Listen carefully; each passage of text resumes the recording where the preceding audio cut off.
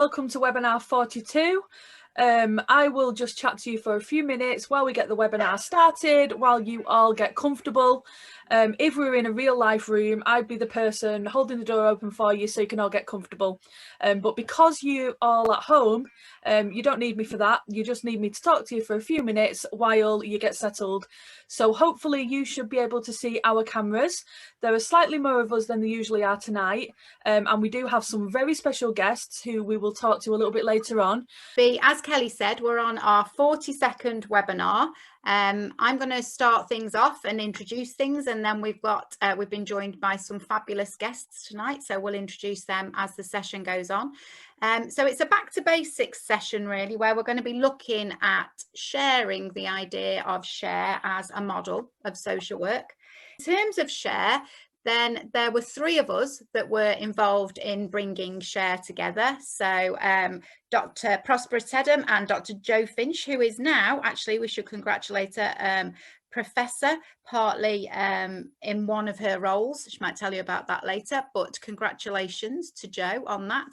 The three of us developed share together. All three of us are here tonight.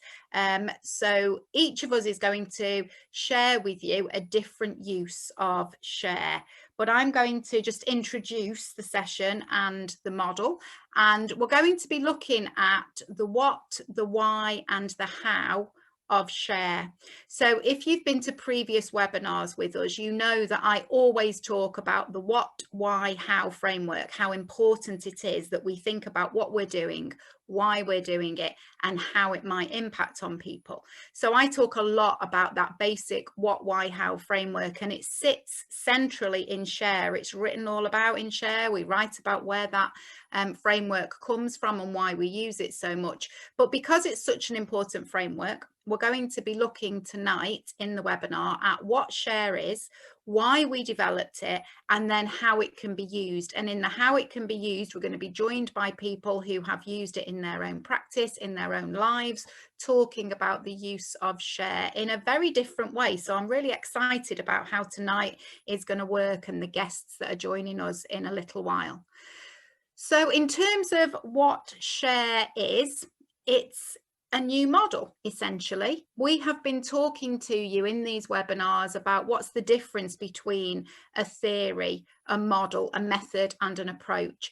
And share is very much a model. It's a model that can be used in a whole range of ways. I find it a particularly useful model when I'm analysing a situation. Students love it as a model that they can use to write reflective accounts. It basically, we would say to you now, show us anything in social work and we will talk to you about how you can share it. So originally, Jo and Prospera and I wrote the model as a model which could kind of bridge the gap really between practice and practice learning. What we wanted to do was develop a model that practice educators could use both in their practice as social workers and in their work with students. And that's really where it came from. It addresses the multisensory nature of social work by drawing together 5 separate but connecting components. So the word share is spelt out from the 5 components of seeing, hearing, action, reading, and evaluation. And if you put those together, that's what gives us share. It gives us a framework for considering anything that we want to in social work. So that's the basis of the model. In some ways, it's actually a very simple model. And sometimes the things that are the most simple actually can be the most powerful. It has complexity within it, but it is a very useful and straightforward model to use. As a model, it's very based around the values and ethics of social work. So we like to think about how values and ethics informs share as a model. It's very informed by stakeholders. So when we were developing the model, we consulted with lots of different people. And I think there's, just trying to remember, I'm hoping Jo might remember, but I think there were more than 50 people that contributed to the book as a stakeholder. So the book contains lots of different stakeholder voices about their views about social work and different aspects of social work. So the model was very stakeholder informed. It's also very theory informed, and the book of Share, for example, has 2 chapters at the start of it, one about social work theory and one about practice learning theory, adult learning theory, so that you can look at how we can use this model in a theory and link it to the theory and the approaches if you're using it for learning or if you're using it in social work. So it's very informed by theory. It's very research informed, so it's full of research, sits all the way through the model. It has a very wide application. It's very contemporary. Although it was written in 2018, it actually works really well when you're considering the pandemic. And if we've got time at the end, then we can talk about how we can use it at the moment through the pandemic. And it's also a very reflexive model. So if you've been to all of our webinars, you'll know that we talk about the steps of reflection and how you, as you develop your reflective skills, you move through from reflection into critical reflection and into reflexivity. This sits very much at the reflexivity stage. So it's a model that can be very helpful at accelerating those skills. So in terms of that, gives a very brief introduction to what. We are going to keep the introduction brief because of our guests, and then we can talk about the model once our guests have shared their thoughts around the model. But in terms of why, that's the what of the model. In terms of why, I wanted to start off, and Kelly started off by asking you what the word share means to you. And I just want to talk to you about why we used the word share, because when we sat and worked on the model, we could have had, at one point, we had a shed. I don't know if Joe and Prospera remember, but we had shed at one point. So we've had different words for it. But we wanted a word, we wanted the model to make up a word that was also really important in social work. So I'm just going to ask Diana, if you can tell me, Diana, if you switch your microphone on, what did people say the word share meant to them? What does it mean to people, the word share? So a lot of people had similar ideas. People were saying that share means sharing knowledge, sharing advice, putting your hand out towards others, equality, community as well. But it was very much, everyone was insinuating that share is about what you can give to others. So that's what I got from it, like the summary of what people think share is. Fabulous. So sounds like there's a real shared understanding, a real kind of everybody seeing it in a similar way.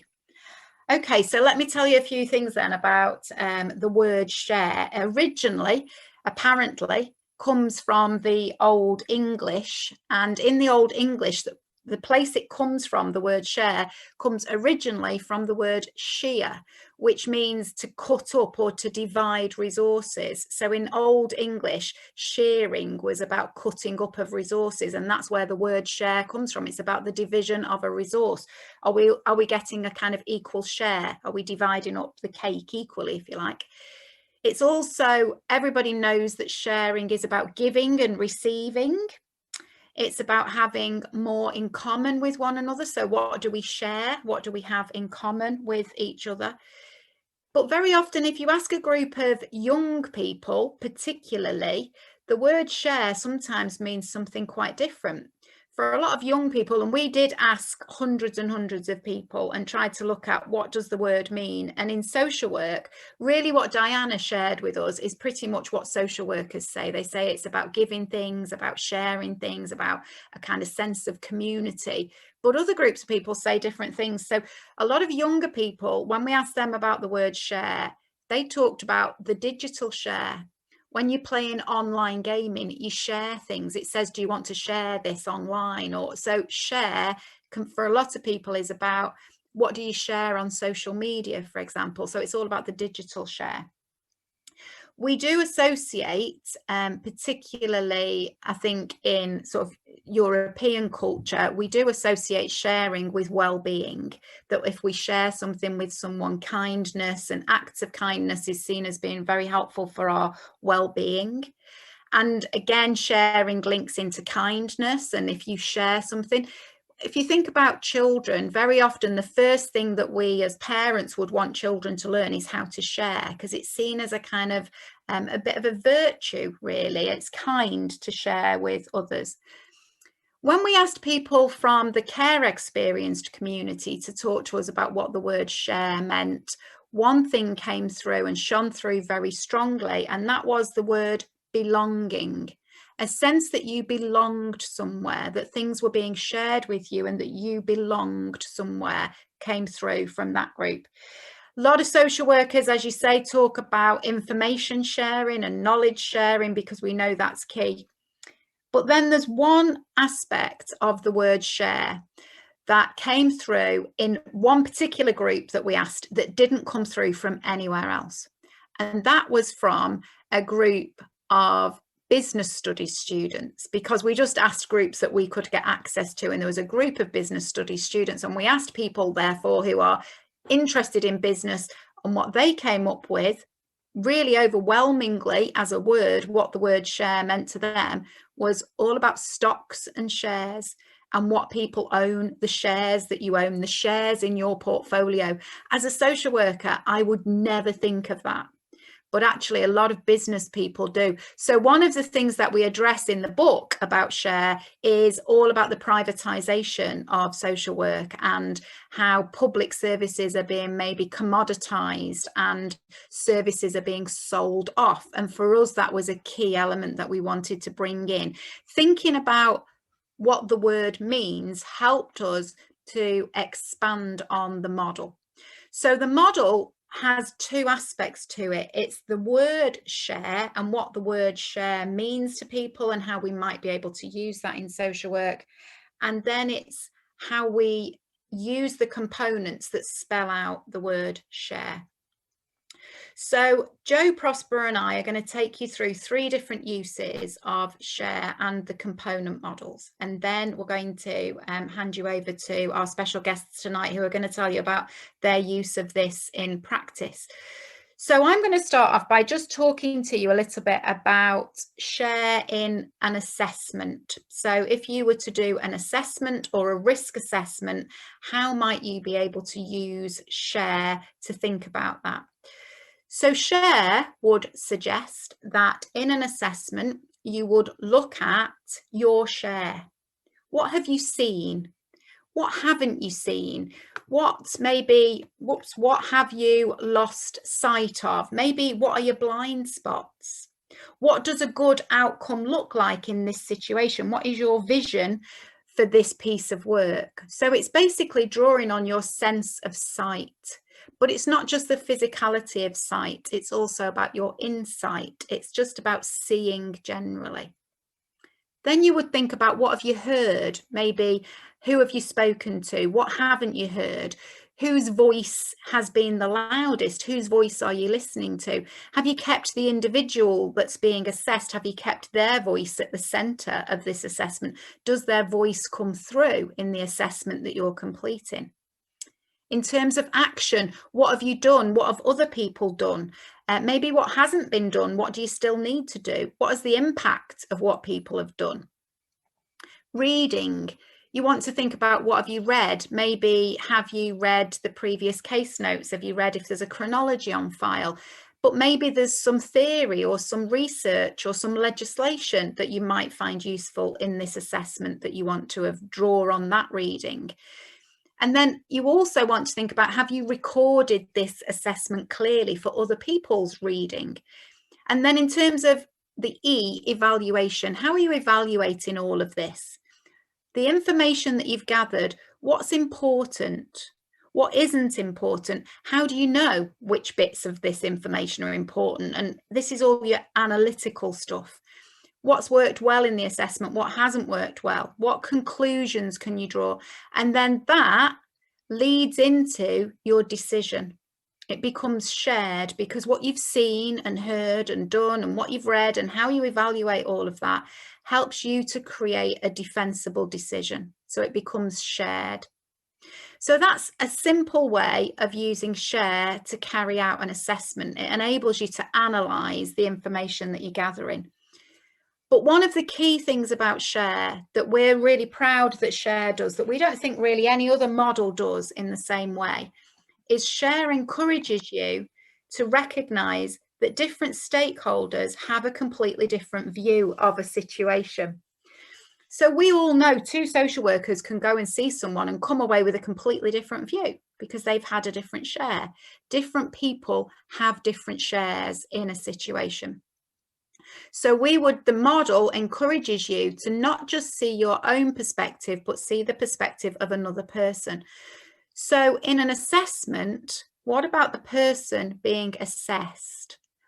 What has the person seen of you?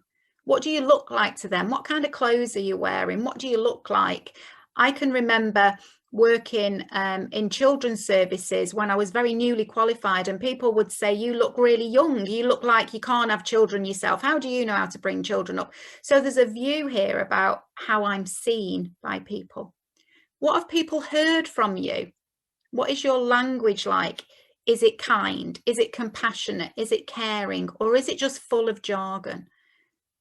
What about if the person reads the assessment that you've written? How does that leave that person feeling? Think about how it must feel to read some of the things that we're writing. Are we writing things in a way that is there to be read by the individual? And then how would that person who is being assessed evaluate their experiences with you? And how do you know that? Or I often, if I'm thinking about the person's share, I often change the E to emotions and think about how have I left that person feeling? And you'll see that there's a gap here, because the thing about share is it doesn't have to come in any particular order. You don't start off with seeing and work your way down in a neat little order. It can come in any order.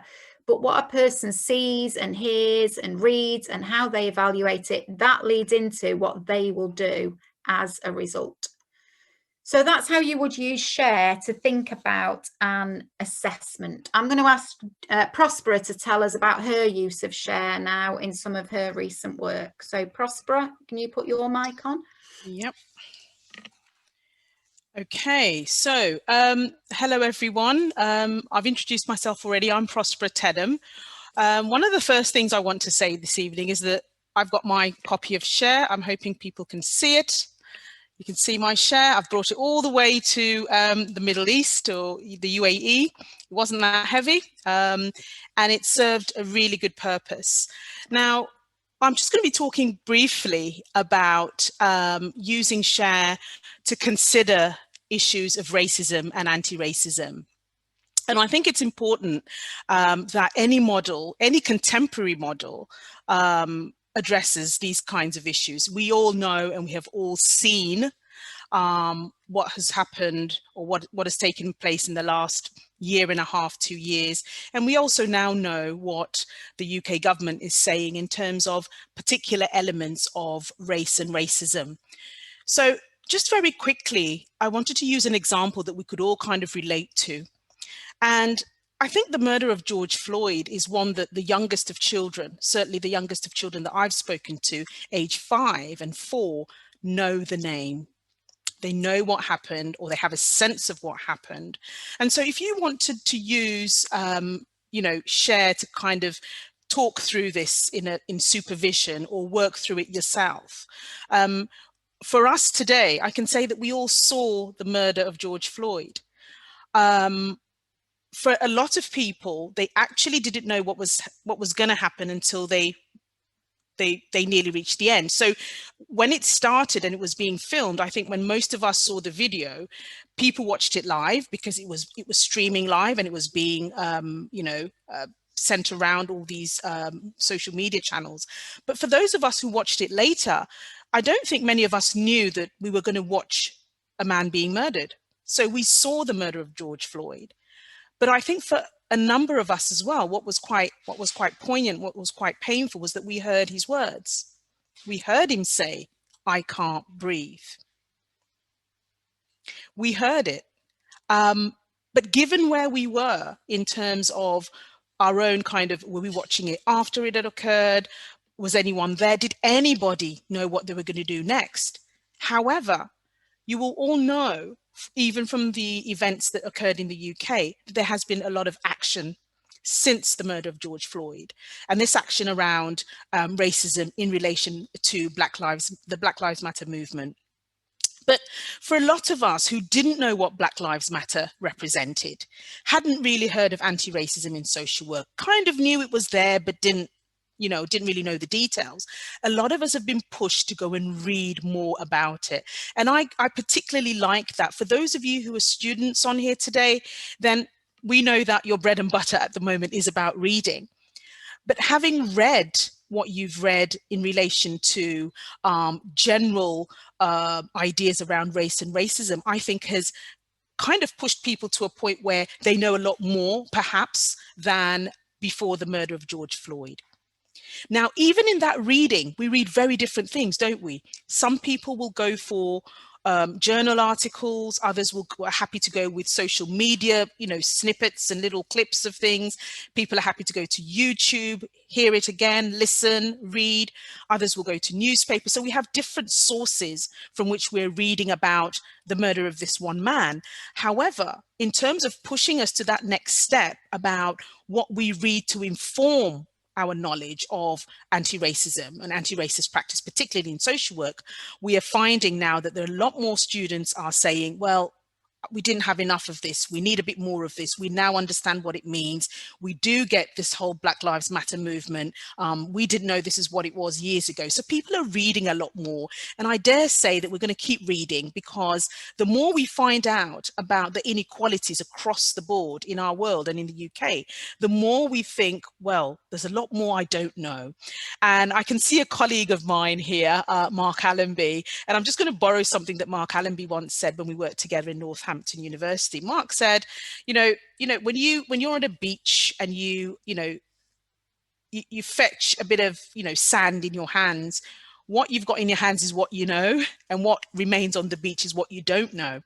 So we really have a long way to go in terms of getting to know what we need to know, not just to pass our exams, not just to get through the course, not just to be able to go in and work with service users of difference, but really take this forward in terms of let this inform the reading that we do going forward. Now, on the left, you'll see, or certainly it's the left of my screen, you'll see Outlanders, which congratulations again to Siobhan and Wayne for putting this together, and to all the people who contributed to Outlanders, which is a hidden narrative from social workers of colour. Now, that came at a right time.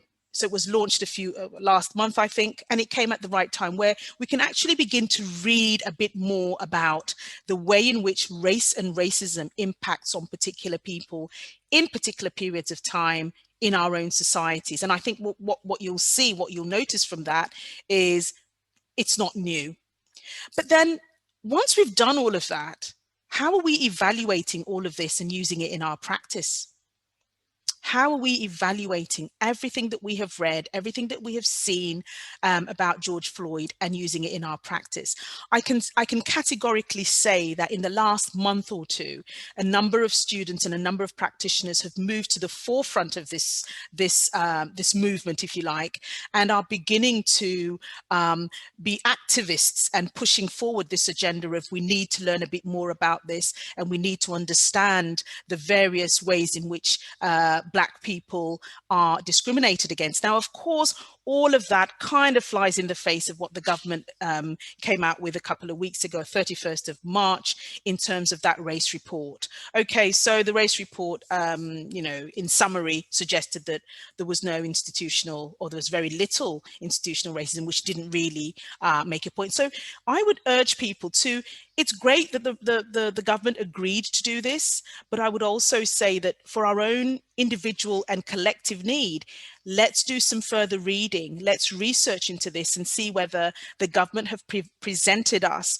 with the absolute truth of the experiences of racism in the UK, and whether or not we want to make a statement about what we feel was missing from that report. Now, I have to tell you, you've got to read the report to understand it, and then obviously evaluate it and write a statement. And so there's a lot of reading to be done. So I'm only just giving this as an example of how I have used Share. in terms of the George Floyd and trying to get people to understand. But I've also used share in my anti-oppressive practice book, which is not the focus for today. And I've also cited it in another book edited by Jonathan Parker, which is about social work, just kind of, what is social work? So I'm going to pass you over now to, I think it's Joe's next, but just to kind of leave on this note that if we want to analyze, understand race and racism, especially in the experiences of our service users, then actually we have a model here that is suited to do that absolutely perfectly. Thanks. Okay, thank you. Oh, Siobhan, you're muted. Sorry. Putting a face. I'm going to pass over to Joe. So I'll just move over to the slide for Joe. So thanks for that, Prospera. And that use in anti-oppressive practice, I think, is a key part of share and shows that values base that we really wanted it to draw on, doesn't it? So thank you for that. So Joe, you're going to, slides aren't moving, there we go. You're going to talk about practice education, Joe, aren't you, and the use of share in practice education. Yeah, so and this is our kind of starting point, but as Prospera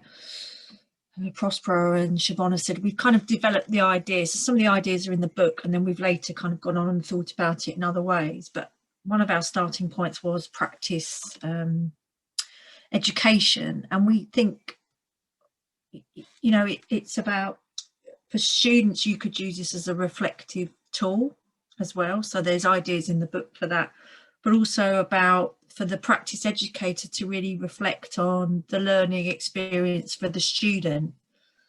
And so we've got these kind of ideas related to share. So, what would the students see on placement? Well, as we know, this last year, students have been working from home more than sometimes completely at home, and that has impacted on observing other workers. But if we think about in normal times, what do they see when the student comes on placement? What are they confronted with? What are the things that you as a practice educator or a team have stopped seeing? And I guess, there's the very obvious one about, the direct observations, but what does the practice educator see of the student in other situations or in team dynamics or team meetings? And I guess it's important to think about what the student will hear on placement. Who are they going to be? Which voices are they going to be tuning into? They're going to be hearing things that perhaps potentially uncomfortable. Who's doing the talking? What will they hear about people who use services? Will there be potentially negative things? And again, relating that back to the practice educator, what do they hear about the student? So, what is the student saying? How are other people talking about the students, other people they work with? And then I guess the action bit, one of them could be, what for the practice educator to think about in advance. As always, what would the student get to do on placement? What would they like to do? What's feasible and realistic? And it's not only about the students' actions. For practice educator, what do they need to do? What actions do they need to take to support the student? I've just read a message about a light from Heidi saying that her practice educator was a light in all this chaos. So that's a really lovely thing to say, but, for all practice educators, so you could think this could be a pre-placement planning or a reflective tool for a practice educator to really think about what they're offering the student. And then what would the student read? Now, I remember going on placement and a load of files and big, thick, policies and procedures were dumped on my desk. Read that, and of course one needs to read them, but was that dumping it all on my desk and saying, read it, a very kind of, was that the most efficient way or the most sensible way of learning about the policies and procedures? But what might the student need to read in order to support their placement? And what will students read in terms of previous case notes or files or assessment reports? And likewise, the student will produce material case recordings, letters, emails, you know, student reflections, all those things that the practice educator will need to read. And I think, you know, I mean, if there's students here, I know you probably get tired of everyone saying you've got to read, read, read, but you know, what reading will really support the learning in the placement, because, you know, universities can't teach you everything about the whole social work world. So maybe there's a situation where you will need to do some additional reading, you know, and then think about, well, what, you know, there are different sorts of reading. Is this reading a kind of helpful use of my time? And I think I saw it on a message earlier, but sometimes we can, you know, we kind of read things that chime with our own worldview. So perhaps there's a need to kind of challenge ourselves and that. And then, you know, the evaluation part. So how will the student, do you think, evaluate their placement experience? And yes, we have formal mechanisms to think about that, but, you know, what might their impressions be when they first come into the placement? And linked to that is the practice educator, because obviously the role is to evaluate the students' practice performance throughout the whole placement.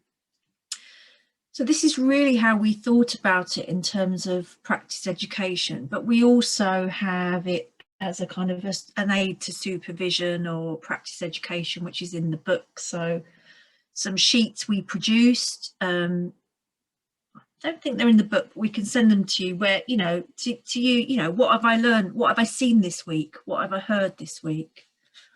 And I'm not going to talk about it in any length, but certainly I've adapted this model and used it to help master's students think about their dissertation topic. You know, what have you seen that you're interested in?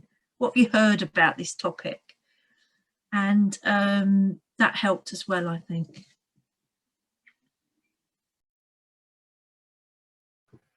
Thank you. Thanks, Jo. My mute button won't come off. It's taking ages. I'm having to hammer it to get it to switch off tonight. I don't know what's happening. So the tools that you just mentioned, actually, Jo, are on the next slide. So, you know, we do have lots of methods, don't we, that we have developed now out of Share. So, you know, Jo did a really good, as you were just talking about there, did a really good use of Share to think about your research proposal for your MA students. And we have a decision-making tool for social workers to think about how have you reached this decision to work through Share. There's also, you know, to prepare for supervision for students, to write about what have you seen this week, what have you heard this week that you bring to supervision. There's also the use of Share for your own CPD. If you have socialworkconnect.com, and I know many students have got free use of socialworkconnect.com at the moment, and if you have that, then you can access those tools, just freely download them and use them for yourself. So they're all there and available for you to use. But at this point now, you know, you've heard from the three of us who wrote the model, designed the model, put the book together. But at this point, I'm going to hand you over to three guests. I am so excited to sit and listen to the guests that we have joining us, Steve, Jess and Kyle. I first met Steve, so I'm going to hand over to. We were trying to work it out. We think about 15 or 16 years ago, I was delivering some training, and Steve was a community care worker, so he wasn't a qualified social worker at that point, and he came on that training, and then you did, I think, the employment-based route, didn't you, into through the Open University. Absolutely. And so there are people sometimes that you meet that stand out in your life, and Steve is one of those, because I was so struck by Steve's values and Steve's energy and commitment even at that point. And then I've really enjoyed following Steve's career through. So Steve is going to tell us about his use of Share, and Jess and Kyle are going to join in. So I'm going to go on mute and pass over to you two now.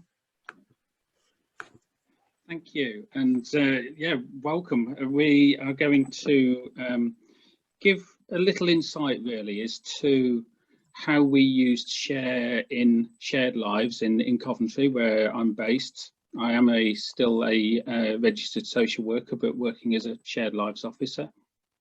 And this is Kyle's story, and Kyle is with us tonight. I don't know whether people can see Kyle, but he's there, and I just want to make it really clear at the beginning that Kyle has given permission for his story to be shared. We've used this a few times in various forums, and I'm really pleased, really proud to be able to share this with people tonight. Are you moving the slides on, Siobhan? So if we can move on to the next one, that's lovely. Thanks. So I wanted to start off by looking at a bit of the background for Kyle, and people might think, well, why are we giving a background? Why, you know, he's an adult now, why are we going back to when he's 16? And it will start to fall in. But it's important to know somebody's background. When you start working with them, you need to find out information. You need to find out who that person is and what's made that person. And I'm specifically starting it from the age of Kyle's age of 16, when he became a looked after child, went into the residential home, not specifically for children with learning disabilities. A referral was made to PILS, which is the Promoting Independent Living Service, and the assessment, and he then moved into a PILS service. So what's the past got to do with the present? Well, as I say, the past makes you in the present, whether it's whatever's happened, whatever whatever experiences people have been through. So we were presented with this young man who had been in a Promoting Independent Living Service home. He had been learning and being supported to be living more independently. So we've started to look at shared lives, and we'll move on to that a little bit at the moment. But I think part of the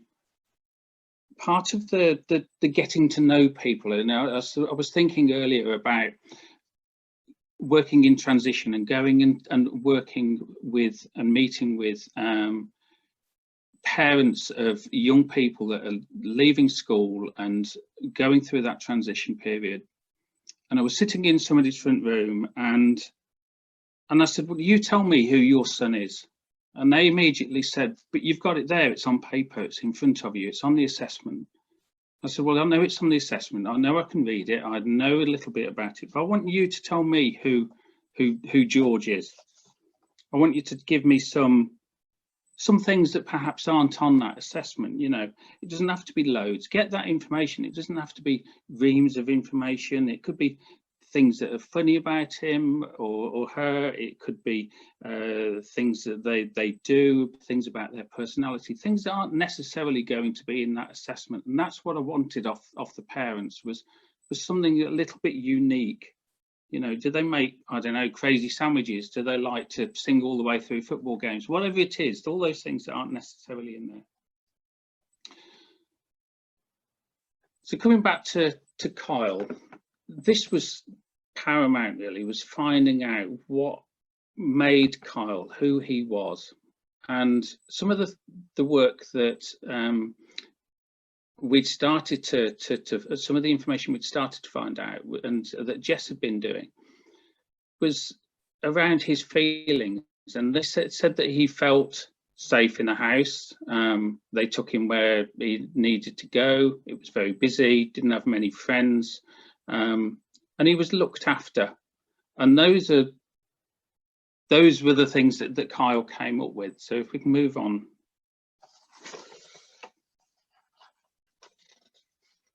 Thank you. So at the age of 18, Kyle moved into Promoting Independent Living Services. And yes, he was supported to learn lots of independent skills.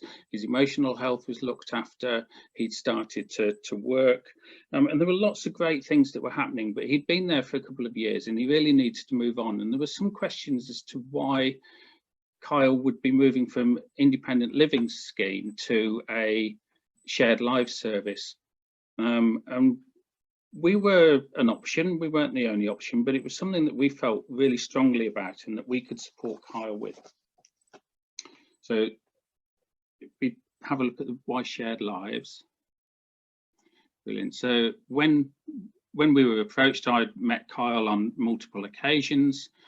We took into account his wishes, where he wanted to live, the type of household he wanted to live in.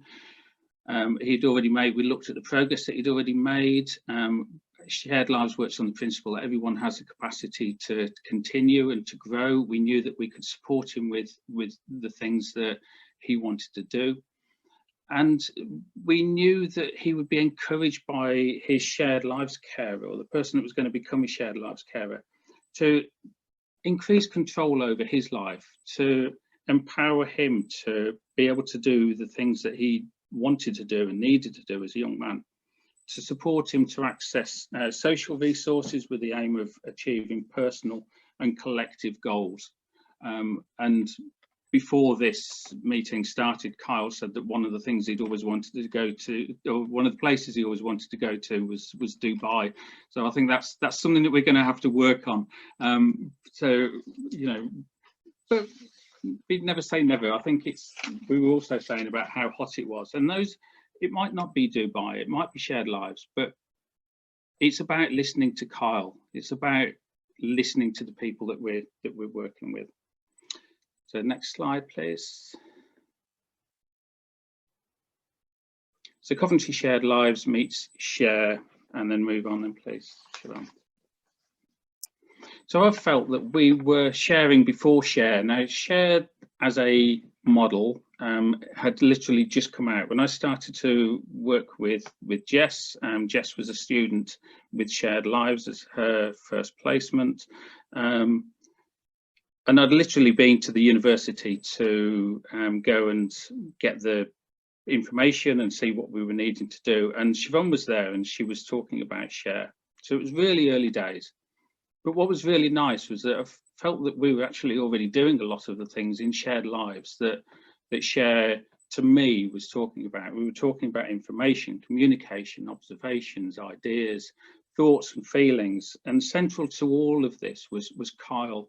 And that has been my central thought, as Siobhan said. I've been around a little while now, but I've always tried to maintain that whoever it is that we're working with, whether it's through transition, whether we've been working with older people, whoever, that person is central to the work that we're doing, and how we're doing that work, how we're doing that support, providing that support. So next one then, please, Siobhan. So how did Share work for us? Seeing, vital to check what we saw, the strengths. What were Kyle's strengths? What was it that he was looking at? We were taking it was a really strengths-based approach, and everything about it was strengths-based. Kyle is unique. We were looking at his personal account. We were looking at who he was. It was getting to know Kyle and his prospective carer, Nikki, who I'd been working with for 2 or 3 years previously.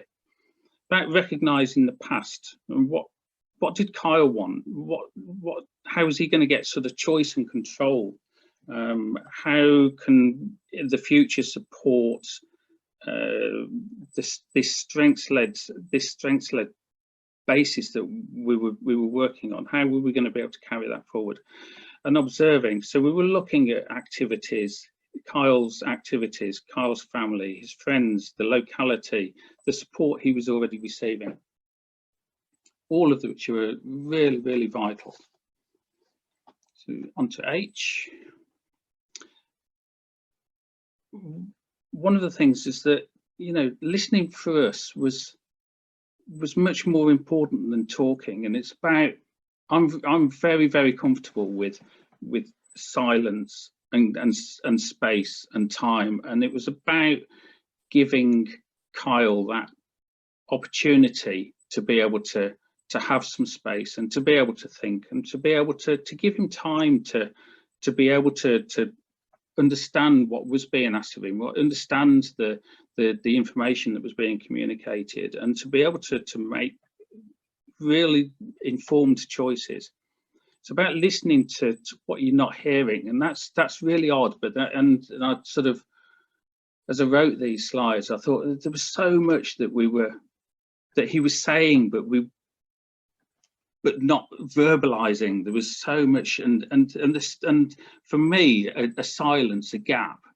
You know, don't let it become too uncomfortable for everybody, but it gives you that opportunity to be able to really listen to what is not actually being said. To me, it's a silence and gaps are a really powerful thing. What were the barriers to hearing? Too many people in the room, too many voices. We realized it was the most difficult decision Kyle had ever made. And this is where, looking at his past, the decisions that had been made were made for him.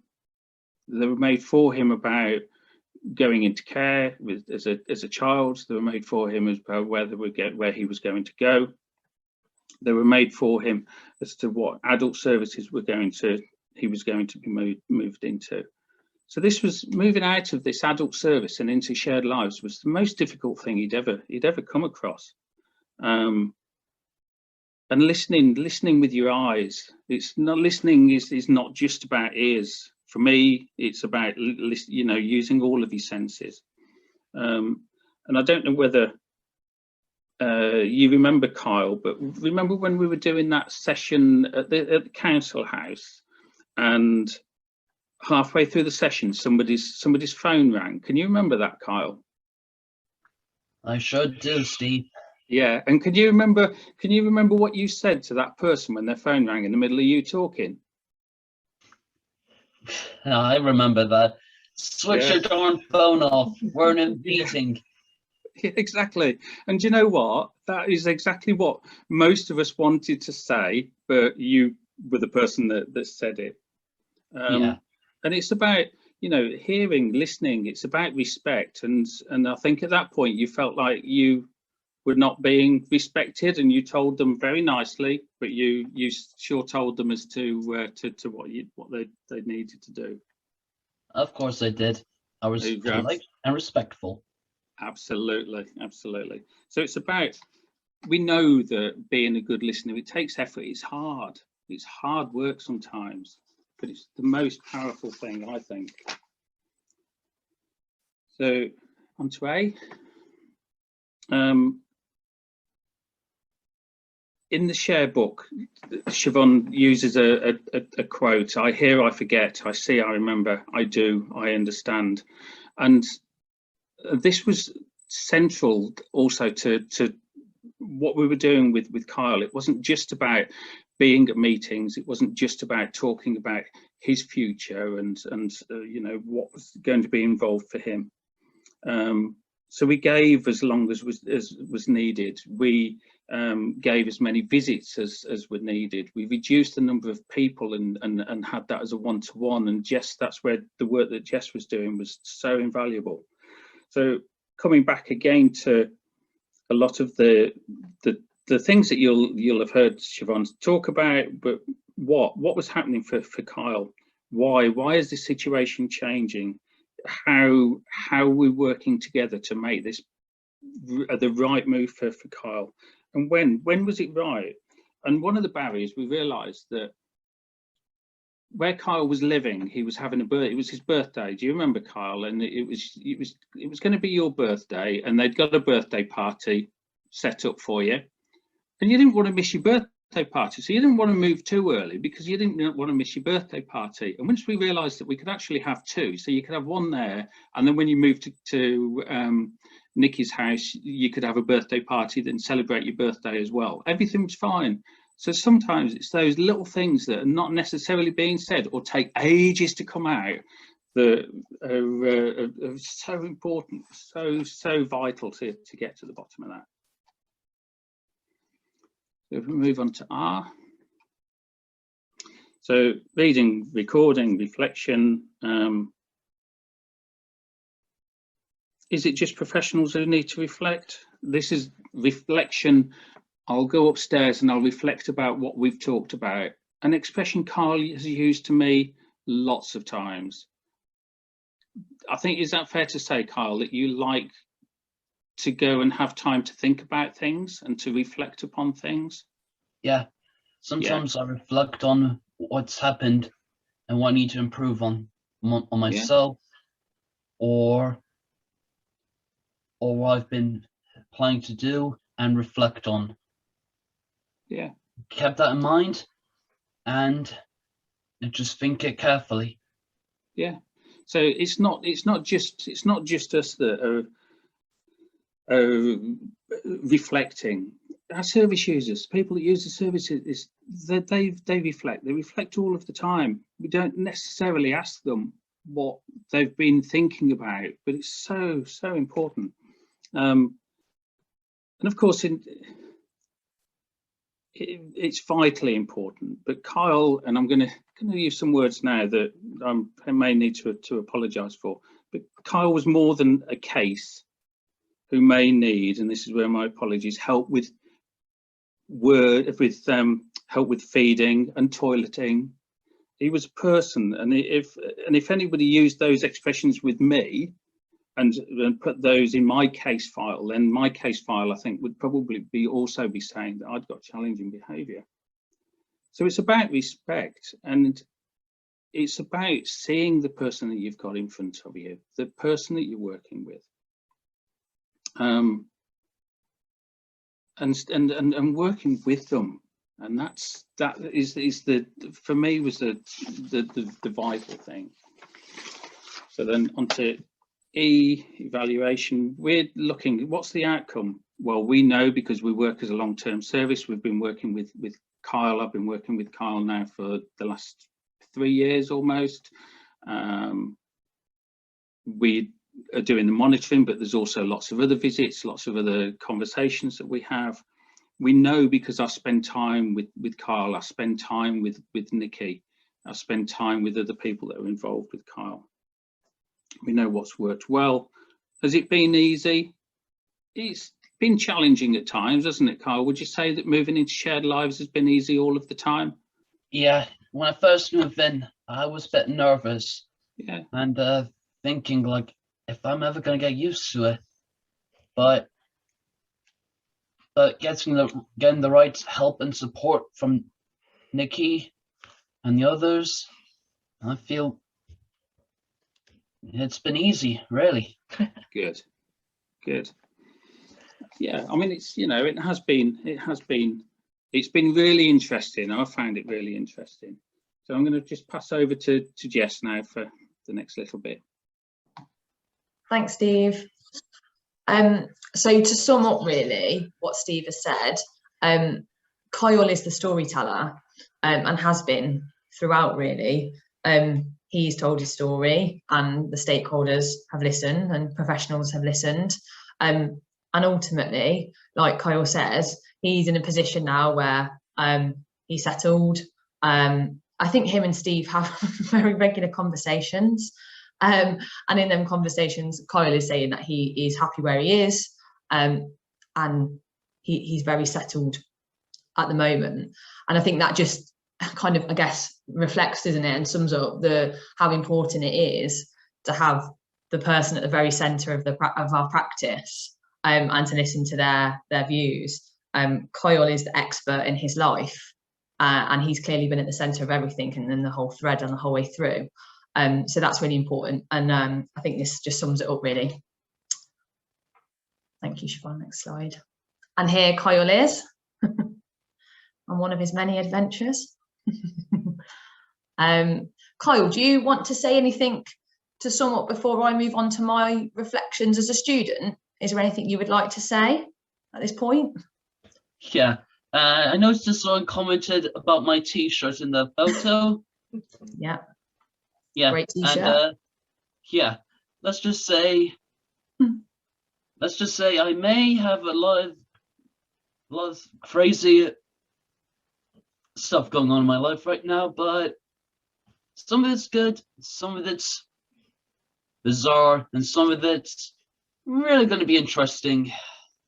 Yeah, and Kyle, do you know what's great? Steve can help you with all of that. Steve can support you all the way through with all the crazy, bizarre stuff in life. Yeah, but right, Steve. Thank you. Thank you, Kyle. No worries. Next slide, if that's okay, Siobhan. Thank you. So this part of the presentation is slightly different. It's my reflections at the time of using the share model when I was on my first placement at Shared Lives. It was actually quite a long time ago now. It doesn't feel that long ago, but it was 2018. So some of my reflections will be at that time, but also I had progression panel last week, and I think that if the managers in that were here today and saw this slide, they would have thought I just copied it and pasted it today, because a lot of the, you know, my reflections and my learning and development today kind of goes back to share, and there's a thread all the way through. These are common themes throughout. So, and they're really important to me, and I think they've been really important in my practice and developing my practice and making me the social worker that I am today. On my first placement, I think Steve will agree, I was a very eager student. Really? That's quite a nice way of putting it, isn't it, Steve? I was overzealous at You were times. very enthusiastic. I was enthusiastic. I wanted to get out there, but I think I used share to guide me. I also used Steve to guide me. Steve is one of my social work heroes, and he knows that. And he has been crucial in developing me as a social worker. But like I say, I use share to guide me.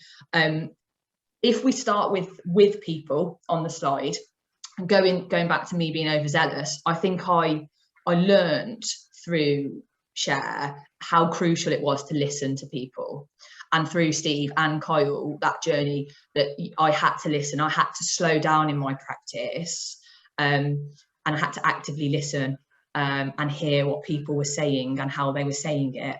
And I think that's really important, especially, you know, with Kyle, because there was lots of different conversations that were happening. There was lots of decisions. So I needed to hear what Kyle, you know, wanted to do. Again, going back to my practice now, I think that's still so important. It also shaped me into being an empathetic practitioner and being sensitive in my approach, again, because I was so eager. At times you want to get out there, but you know, it's people's lives, isn't it, that we're working with. So I think the experiences of using share laid the foundations really for me in my practice today. And I think now that's one of my strengths, is working with people, working together, listening to them, seeing them, and just slowing that down. That kind of leads me into purposeful conversations. I had lots of conversations at Shared Lives, some difficult, but all necessary conversations. And I think, again, using share was really helpful. It helped me reflect on some of the conversations that I was having, but also it helped me to get other people to reflect on their own experiences. And it helped me to get people to think about things from different perspectives. Again, it also, that those conversations helped me to understand, going back to what I said before about people being the expert in their lives. And those conversations are so important, you know, when you're care planning, developing, you know, different plans. Again, now for me as a social worker in children's services, it's so important when we're talking to families or having, you know, safety planning meetings, to hear, you know, have those conversations and hear how people are going to build safety and how, you know, what they propose for people. So that again has shaped me massively. If we go on to digital share, my time on Twitter started as a result of share. So the first, I did a presentation. Steve used to always put me forward when I was a student to do things that were out of my comfort zone. So I now pay him back for that by volunteering him to do everything that comes across my desk.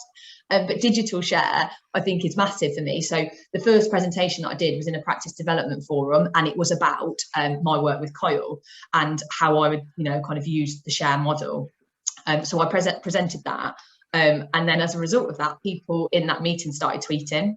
And I remember my first tweet to Siobhan, where I said that my share book had rarely left my side. And it's actually here with me now. it never leaves my side. It was at the question panel next to me. It's always with me. But I think it's really important when I was reading in Share about how there is so much negativity, you know, on social media about social work and social workers and practice. So for me, Share was the start of shifting that narrative for me personally and professionally. And I have made so many, you know, I've met so many of the practitioners online. I've learned so much and developed my skill set as a result of that.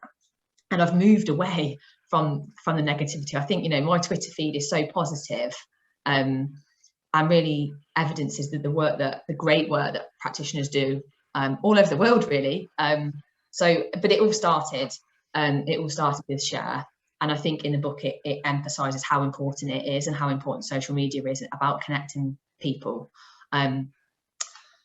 If we go to reflection in and on, again, oh, sorry, thank you. In and on, going back to the fact that I was so kind of fast-paced in practice when I first started.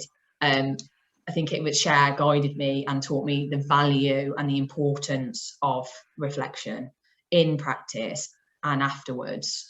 For me, Share is a fantastic critical reflection tool. I remember when me and Steve had a conversation and I wasn't able to really tell him about what the impact of me as a practitioner was. Why were my interventions, or why was my input beneficial? What did I bring to the table? So now using Share, I'm much more able to get to grips with that. I understand, you know, the impact of my practice.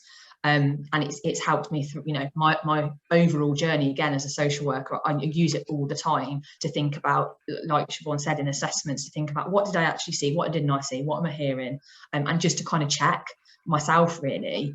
So that's been so helpful for me. And then finally, if I do the bridging the gap, because I can talk, can't I, Steve? So I'm just conscious. I can't look at the clock. I can't look at the clock because that will throw me off. Bridging the gap. Again, Steve will tell you, and anyone else who's worked with me, I really struggle with kind of theories and approaches and models. And I remember when Siobhan came to practice week, I was like, Share has changed that for me massively. It's not simple, it is complex in what it is representing, but for me it's just so easy to access, it's so easy to understand and consume. So I think it's definitely bridged that gap, and it's made things for me a lot easier in practice.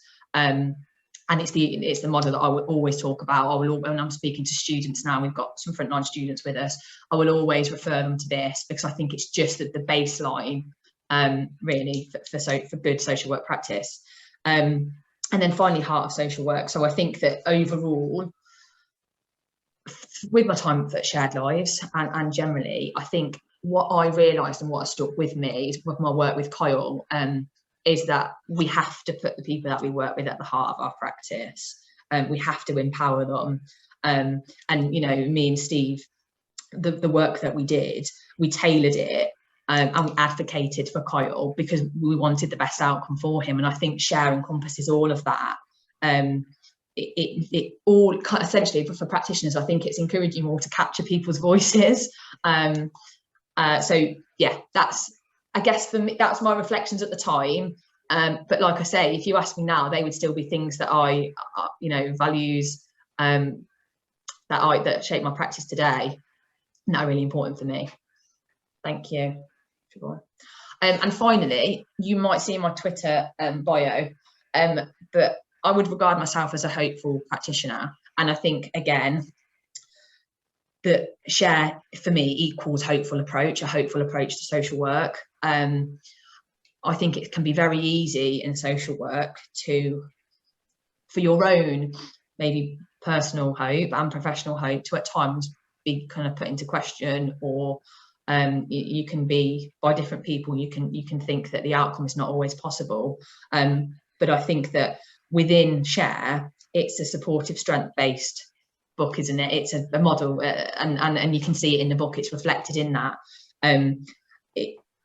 working collaboratively with people, and like I say, you know, empowering them so that they can make the changes and giving them the knowledge to do this, I think keeps practitioners going. For me, I think that you have to be hopeful in your practice if you want change. It's so important, isn't it, Steve? I think you would agree. And yeah, so for me, I always keep that in mind. I always keep in mind that the people can change, and that's what drives me really and keeps me going. Like I said earlier, I think I'll be practicing until I'm 90, because I have that hope in me. So yeah, definitely. Thank you. Thank you. Thanks very much, Jess. Unfortunately, it looks like we might have lost Kyle. He seemed to have frozen. Oh, sorry about that. Oh, there you are. He's back. Fabulous. He's back. Say, He's popped up again. Oh, that's good. Oh, I'm glad. let's just say I have a technical difficulty trying to get to the camera feed, but I kind of accidentally froze it. That's okay. Don't worry, Kyle. It's fine. I was just going to say to you, though, the thing we're going to move on to next, because Jess was talking about hope, that all of our team, the team that do the webinars, we have been planting seeds of hope this week. And I was going to say, I bet we haven't planted them as well as you would plant them, Kyle. And maybe we should have come to you for some advice on the gardening side, because I don't think we did it very well. If you look at it, Kyle, it doesn't look very good. I think you have the gardening skills that we don't have. Well, we you did may. our best. Well, I can guarantee you might try. Well, we did try. We tried. I'm not sure how well. We don't know yet how they're going to grow, because that's the thing with seeds, isn't it? They take a while to grow, so you don't know. But this week we've all been planting seeds, and they were called Seeds of Hope. So you'll see pictures on the screen here that they were called Seeds of Hope, and they were in memory of our very good friend who we've mentioned to you many times, Paul Yusuf McCormack. Now, Paul Yusuf McCormack was involved in Share. He's one of the stakeholders. He wrote in it. He came and read some of his poetry at the book launch, which I'll remember. It was snowing really badly, and he got himself all the way to London to do the reading in the book launch. So we wanted to mention Yusuf tonight, and just to remind people, especially because, you know, Jess has talked about hope, the importance of hope. We want to mention our Be the Difference Awards that we're doing in memory of Yusuf, and the information is there. Please do nominate people. We're wanting nominations for students who've graduated during 2020 or those who are due to graduate this year. Yusuf called us to be the difference, and what we would like people to do is nominate people that you think are being the difference as social workers. So, Kyle, I think sometimes social workers can be the difference, and sometimes they're not always that helpful. So what we're trying to do is make sure that we're all working towards becoming the difference and being the difference. So we want some awards. So for those of you who are here tonight, please do nominate people. This is international, so it can be people from anywhere in the world who are graduating this year or who graduated last year. But because the book's been mentioned so much tonight, I didn't know people were going to be holding up the book. So but thankfully, because we knew we were talking about Share, we have actually put an offer on the book at the moment. So you can order it from our website, so that it comes out at £19.80 with postage, because we wanted to make sure it's normally £20 plus postage. So we brought it right down.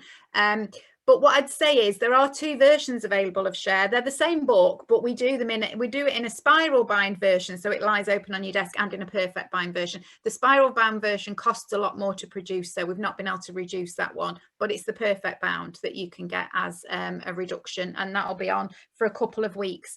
So if you are interested in what we've been talking about today and the book Share, then it's there. Now, I know there are a few questions. I don't know if there are specifically any questions for Kyle, or maybe some people on the Connect team might have a question as well. But I think there was one question Who's going to tell? Who's Kat? You said there was a particular question. Kat, do you want to tell me what the question was?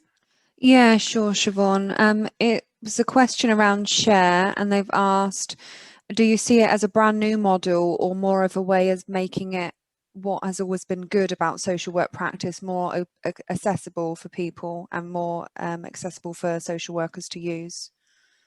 I suppose what I do see as, I do think it is a new model because of the way it comes together.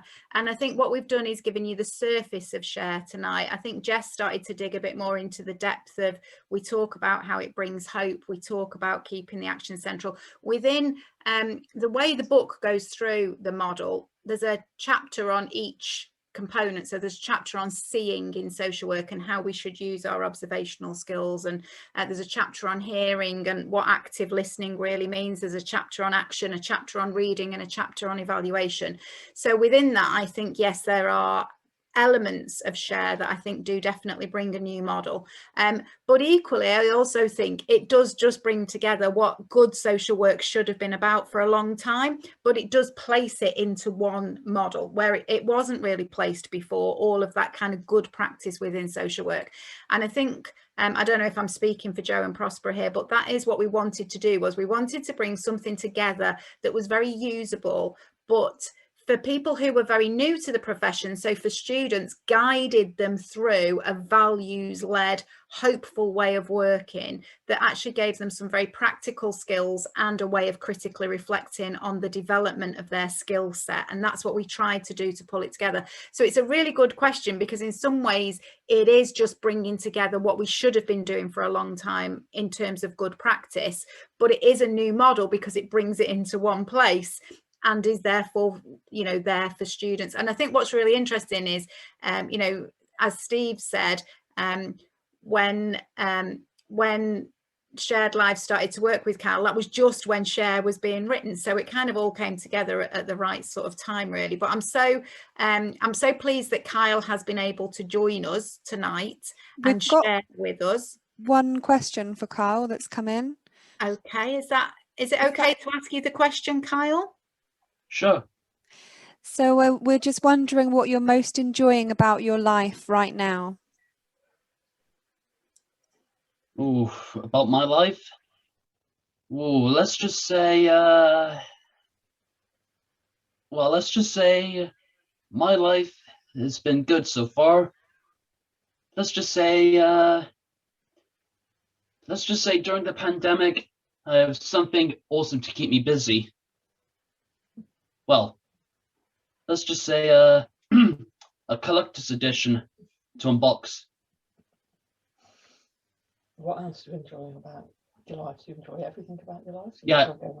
Yeah, I enjoy everything in my life, like going on holiday, going out on your own, going out on my own, and probably well, mostly anything really. Thank you. Being an uncle, of course.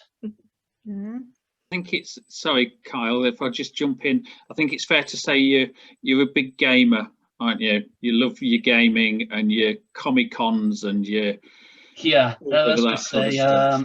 let's just say Comic Con maybe possible this year, but let's just say I saw something at Comic Con, really wanted to buy it, but I can't risk of getting humiliated. No, if I was you. The pandemic has really interfered with things like that, hasn't it, Kyle? But it's good that you feel like you've had something to keep you happy through that pandemic, because it's been quite lonely for lots of people, I think. So I'm glad things have been good for you during the pandemic. And thank you for joining us tonight and sharing with us tonight. Thank you for having me. Thank you. We've really enjoyed having you.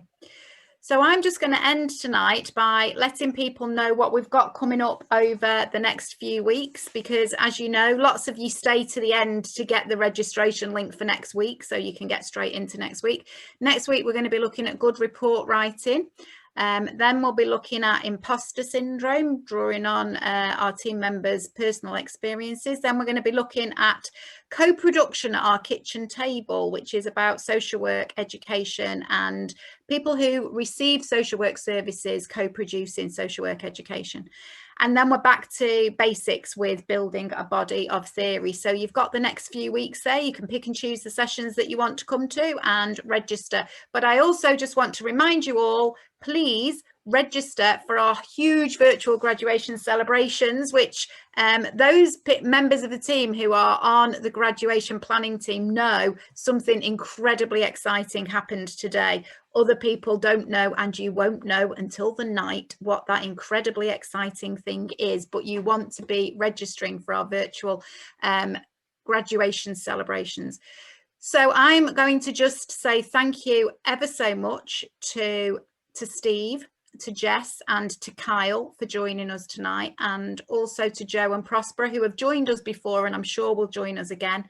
But just thank you, really. I think it's been a really interesting night to see where the models come from and then see the model in use by a practice supervisor, a student, as you were then, Jess. But it's fabulous to hear that you've also used Share to go through progression, and a person that you've been working with. So it's been great to have the three of you join us tonight. Thank you. And I'll leave the last words to Steve and Kyle, I think, before we all wave goodbye.